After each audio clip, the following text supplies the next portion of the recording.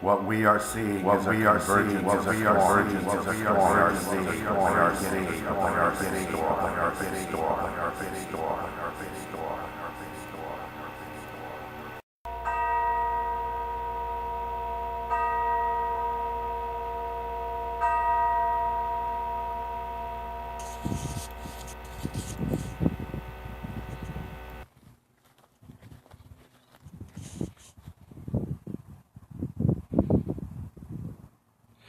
Okay, I guess we're live. The the phone didn't actually tell me I was live, so I'm assuming it's live. Today, I wanted to bring to attention to something that really has me very puzzled, and perhaps, and it also has me very concerned.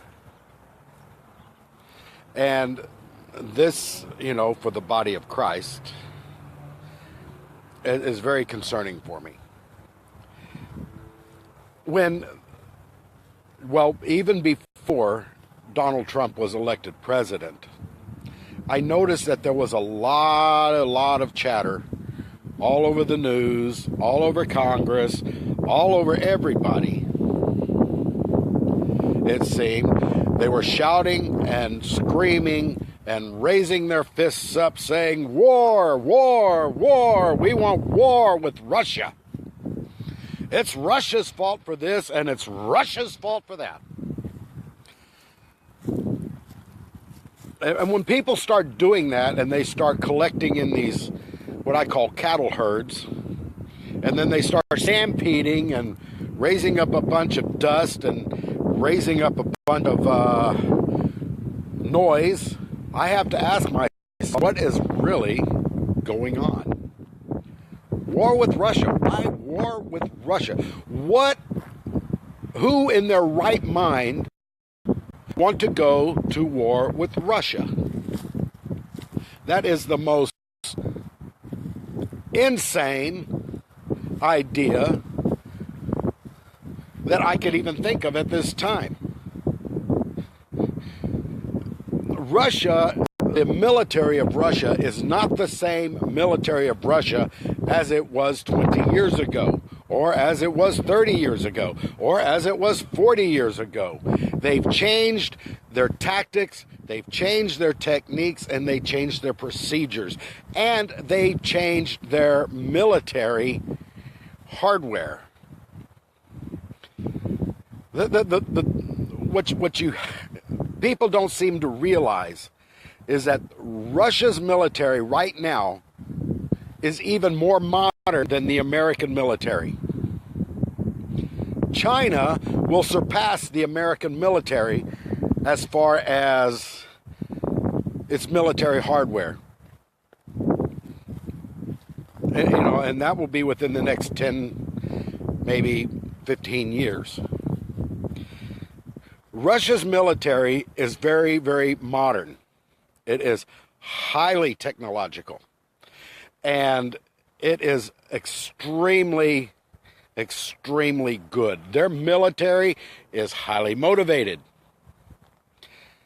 So anybody who wants to go to war with Russia would be an absolute, and I'm trying to be nice about it, they would have to be an absolute idiot. They have things that right now, Russia has a cruise missile that can avoid detection, that has an unlimited range because it's powered by a plutonium pellet. They can fire it from anywhere in the world, and that thing will just cruise its way over to its target and deliver a thermonuclear bomb. So that's something we don't have, at least that I have not heard of that we had. China has a rocket that flies in excess of Mach 7, which is 7 times the speed of sound. It could be anywhere in the world in 36 minutes once it's launched. So the furthest away from China will be hit with that missile with 36 minutes. So you have to ask yourself this question: why are people so intent on going to war with Russia? Why are they trying to push Russia into having a war?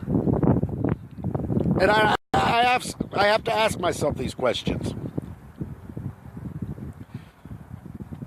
And I come up with the answer is there has to be a third party somewhere that is manipulating the events to herd people into a direction that they want them to go. If you are not on a stable platform as far as convictions and your beliefs, and if your mind is not secure, you will believe anything. You will follow where the people go. You will be like everyone else. And if you are not careful, you can find yourself being herded like cattle and pushed into a direction that maybe we should not go. And the reason I'm talking about this, well, there's two actual reasons why. I spent probably most of the early 2000s in combat zones. I was an infantry soldier. And one of the things that we learned when we got there in Iraq was that the enemy did not follow the Geneva Convention for the rules of war that was laid down. You know, in the rules of war, there are certain things that you can and cannot do, because if you do them, you will be a war criminal. So, for example, you do not stockpile weapons where there will be children. You do not stockpile weapons where there will be a group of people, you know, in general, just the population. You do not stockpile weapons in hospitals or places of antiquity, such as ancient ruins that are designated as places of antiquity. You want to preserve your history. So you don't do things like that. That goes against the rules of war. You don't hide behind people to act as a shield, have them act as a shield for your protection. You don't do that. If you are going to war with somebody, you go to war openly. You are there, he is there, and it depends on who shoots who first. So, in open warfare, that's what it is.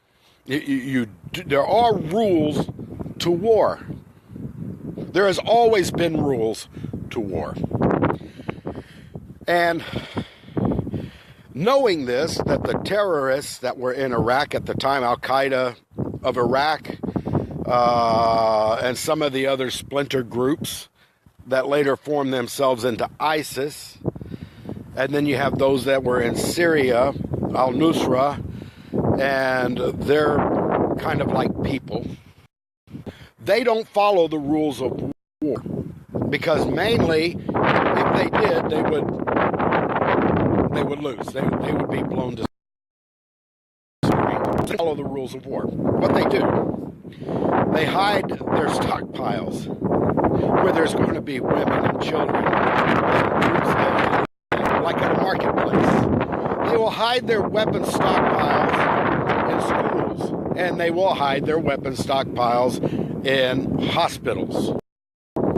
This is a tactic that they have shown that this is what they will do since the United States invaded Iraq. In fact, they were doing that in Afghanistan also.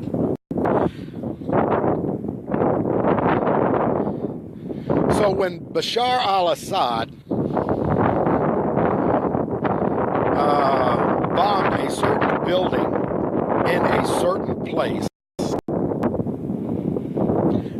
there in Syria, remember the Syrian gas attack? Well, the Syrian gas attack was not Assad. He had intelligence that there was a weapons cache in that building. He went to bomb that building. And from what it looked like, it was a surgical strike. Because from the explosion of the bomb that hit the building would have caused no deaths at all. However, within that building, within that stockpile, was containers of a nerve gas called sarin. Sarin to produce. Anyone can produce it. Only takes a few weeks and you can make it. So the question that I have is Assad knew that there was a cache there. He had intelligence that there was a weapons storage in that building. He bombed that building. Inside that building was sarin nerve agent. So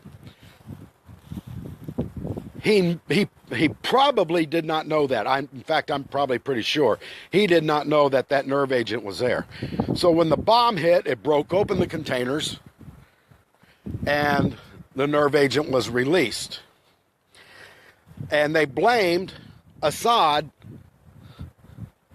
for the nerve agent attack. And this is a tactic that the terrorists have always used, because they will do this and then they will throw a PR, a public relations campaign, calling you a butcher and a murderer for something that they put there. So, you know, it's a catch-22 situation. You know, and all that the governments of the world knew was that there was a Syrian plane flying high overhead, and there was an explosion, i.e. a bomb. That's circumstantial evidence to say that they dropped a gas bomb on that building. Well, for one thing, the building was destroyed. You don't use gas bombs to destroy a building, because they will not destroy the building. You use high explosive bombs to destroy buildings. So what hit that building was a high explosive device.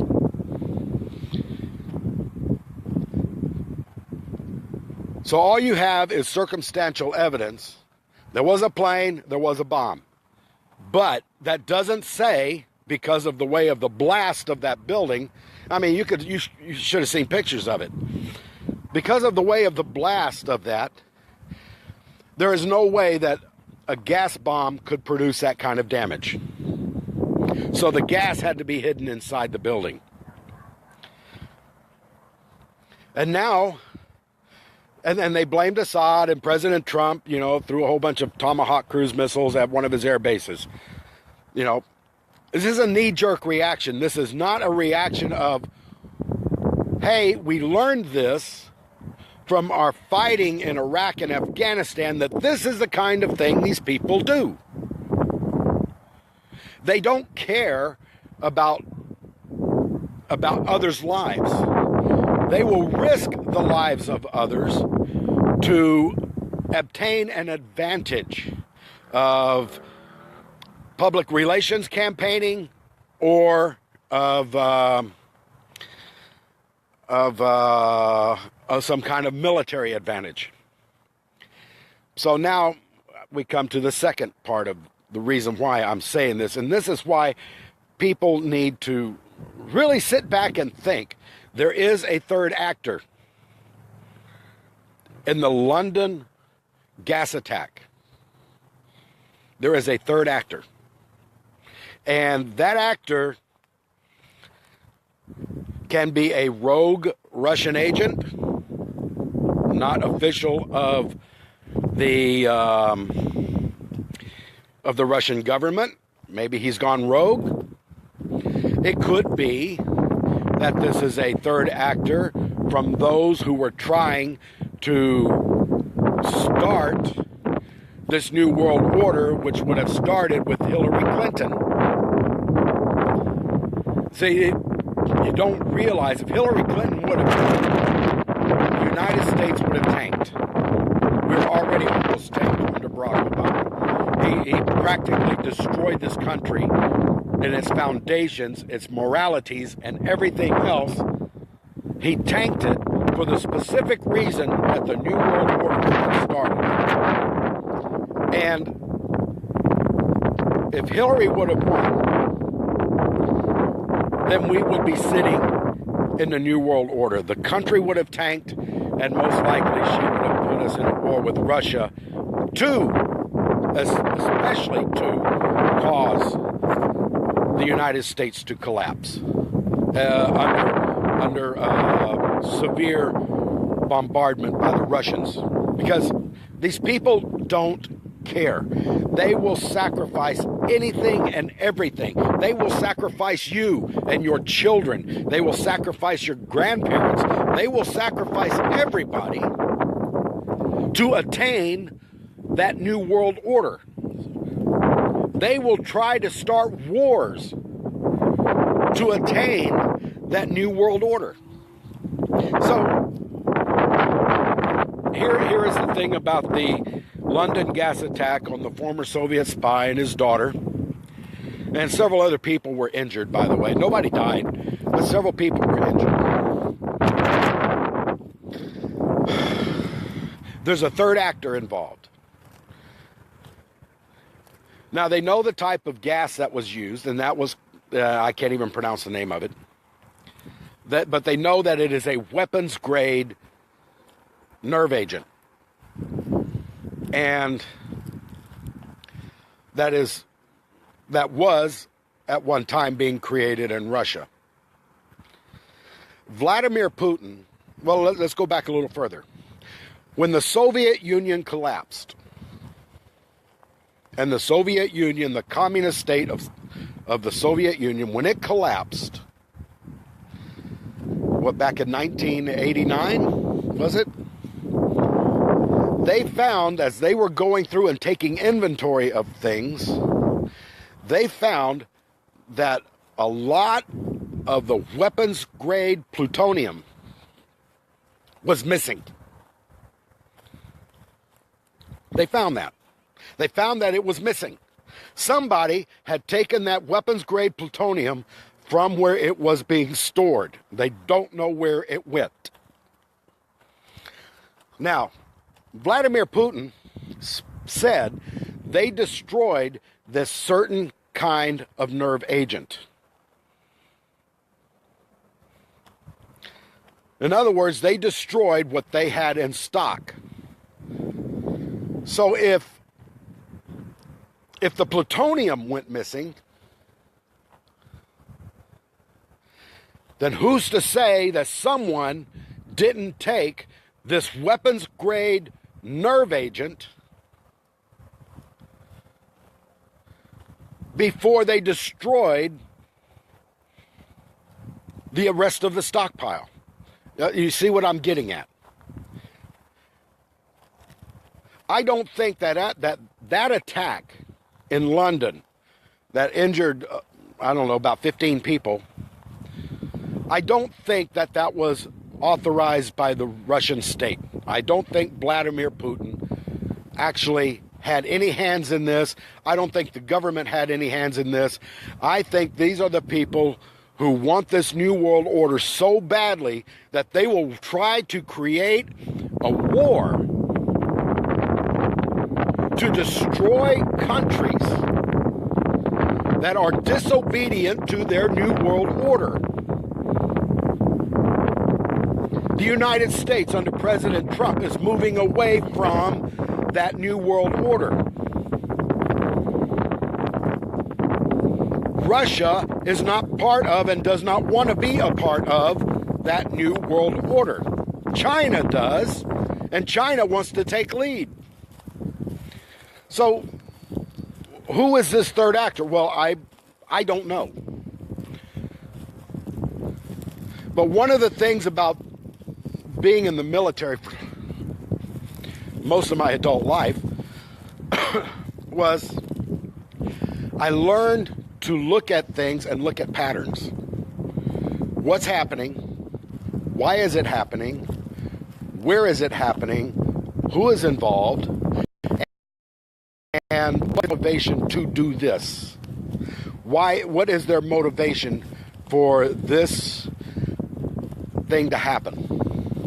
And it all comes down to what we call a military decision-making process. Now, a military decision-making process is not something complicated. In fact, within 5 or 6 minutes, you've already got an answer. And that's just using your mind in an analytical way instead of knee-jerk, herd mentality, emotional thinking. You don't make decisions based on emotion. That is the most stupidest thing you could ever do. You have to sit back for a second, take a look at it, and say, this doesn't make sense. Or this does make sense, and these are the reasons why. Knee-jerk reactions never work. That's herd mentality. That's where they're trying to herd you into a certain group to make you react in a certain way. You don't want to just sit there and react to everything. You know, reaction is useless unless you have hardcore evidence that something needs to be reacted to. I don't think Russia had anything to do with that attack. I think this was a third actor who has his own agenda to bring down the Russians and trying to get them to get involved in a war with another country or state, which would be like the United States. There is a push, and it's been going on now for about 10 years, of war with Russia. I have never seen that, and I have always been against that, because right now the United States military would not compete. They would not even show up for the game. And this would be the ultimate destruction of the United States. So, and I'm a proud, I served the military proudly and did everything I could and the best I could to serve proudly. So when I say that, I'm not saying it lightly. I'm not saying it because I don't like our military. I love our military. I love our men and women in uniform. They're my brothers in arms. But right now, we could not even compete. Not with the Russians. We definitely are getting to the point where we cannot even compete with the Chinese because of their technological advances that, oh, by the way, Bill Clinton gave to them. They gave to them our nuclear and highly technological secrets, which no one seems to want to talk about. So, when you look at this, and you stand back and you look at this and you say, well, Putin has no advantage to do something like this. Any government is going to do something strategically. It's like playing a game of chess. You move your pieces in a strategic way in order to be able to have an advantage and to capture the king. Well, there is no strategic advantage in killing one of your own double agents. There is no strategic advantage in that. Now, it has been reported that this ex-Russian spy had an ongoing relationship with the guy who wrote up the famous Trump dossier, Christopher Steele, MI6 British spy. Now there could be a matter of cleaning up loose ends to keep people from testifying to the United States Congress and to the Justice Department here about what really happened and how much collusion the DNC and the Hillary Clinton campaign and the FBI and the Justice Department had with a foreign entity during an election cycle, which is against the law, by the way. And so, it could be that perhaps he was targeted to keep his mouth shut. Just like almost every single executive of the company that was involved in the Uranium One scandal all died in a single plane crash maybe about a month ago in Russia. These things are not coincidences. Everything has happened. There's a manipulation going on. But I'm highly, by listening to the rhetoric of Nikki Haley and the UN ambassador, the American UN ambassador, and listening to Theresa May, the Prime Minister of England, just flat out calling Russia that they are the protagonist in all of this, I don't think they're actually seeing this thing through. They're not looking at it and saying, there's a third actor. There is a third actor involved. There is someone there that is trying to manipulate and to herd people into an act of war which will bring on the New World Order. Third World War is going to bring on the New World Order. Period.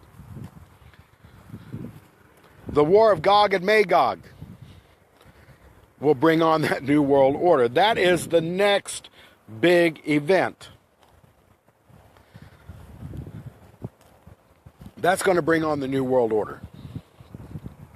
Because that's the only thing that will make the man of sin rise up and say, hey, I've got a solution, and we're going to do it this way. And we're going to find out that everybody can live in this utopian socialist society where we can all tiptoe through the tulips and sing with violins playing in the air and everything else. That's what he's putting out. But I went through my my military decision-making process in trying to figure out what was going on, because the attack on this Russian agent didn't make any sense to me. Other than the fact that if you're trying to terminate a former agent, that's one thing, but then to sit there and just throw all your marbles into the fact, well, Vladimir Putin ordered this hit and Vladimir Putin did this and it's the Russians, and let's go to war. Let's go to war. Let's kill 500 million people because we're all herded into a single mindset of going to war. When someone else is behind the lines, pulling the strings to make you think that way. This is why we have to have the mind of Christ. This is why we have to think for our own selves and not think and believe everything that we're being told by our governments or by the media. We cannot allow ourselves to be herded into a group that calls for something that by Scripture we should not even be involved in. Have the mind of Christ. Let Christ be your foundation. Let Christ be your wake up in the morning, say, good morning, Lord. Good morning. I really had to get this off my chest because this has bothered me, and I needed to get this off. Russia, as a nation state, was not involved in the killing of that former spy. And I will lay it on the line. Someone stole that nerve agents, and probably has a whole lot more. Someone stole that nerve agent before they destroyed it. Just like someone stole the plutonium out of Russia before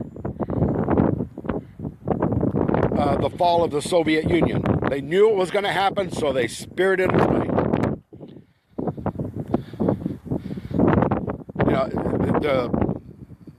You really need to consider that what you're being told is not the truth.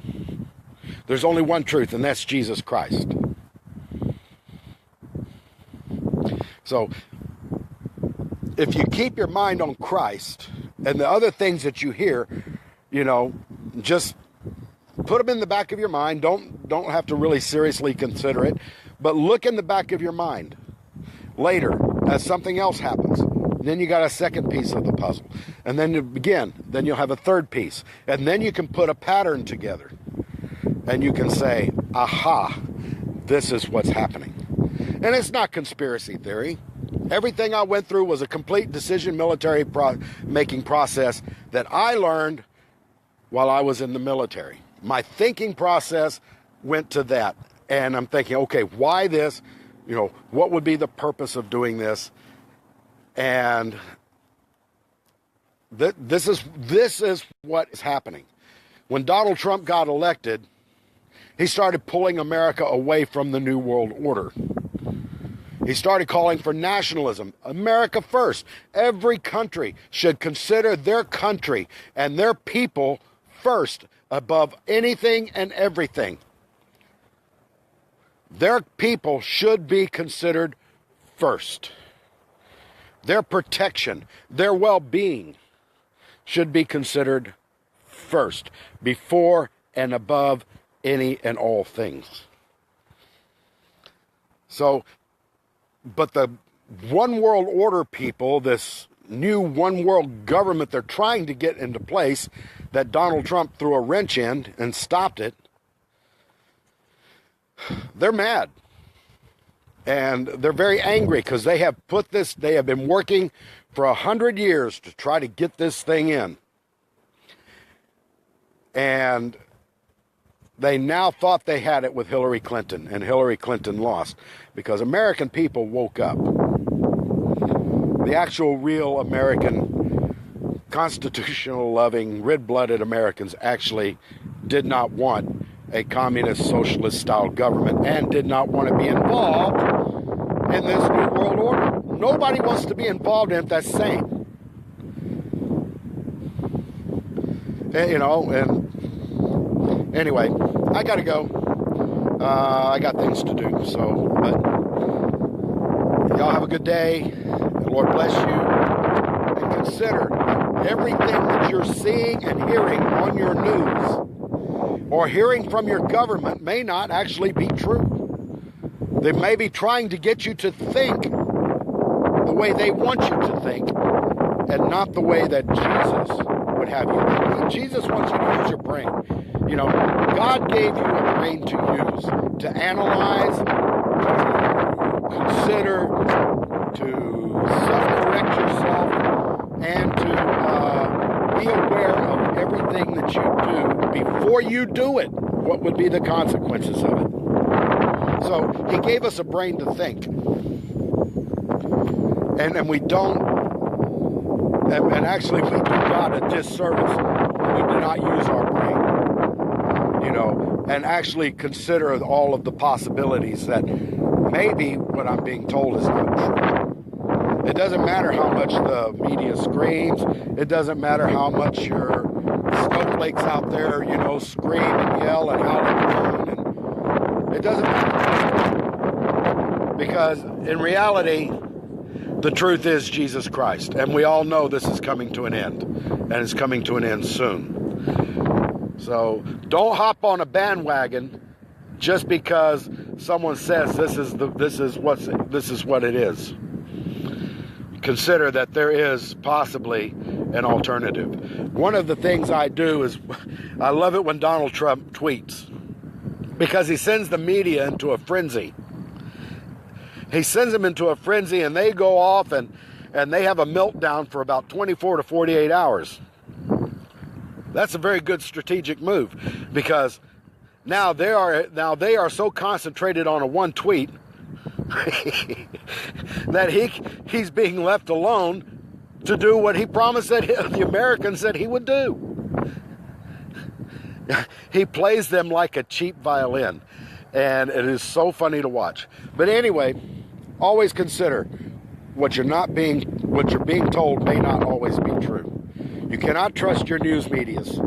No one in any country of the world can trust their media anywhere, because they're not going to tell you the truth. They will give you a little bit of truth and a lot of lies, because they feel like it is their job to tell you what you need to think and how you need to behave and how you need to do this and how you need to do that. You know, we just do what Jesus said, and we walk before God, and our King tells us, you know, follow peace with all men and holiness without which no man shall see God. Our King tells us, endure unto the end. They that endure unto the end shall be saved.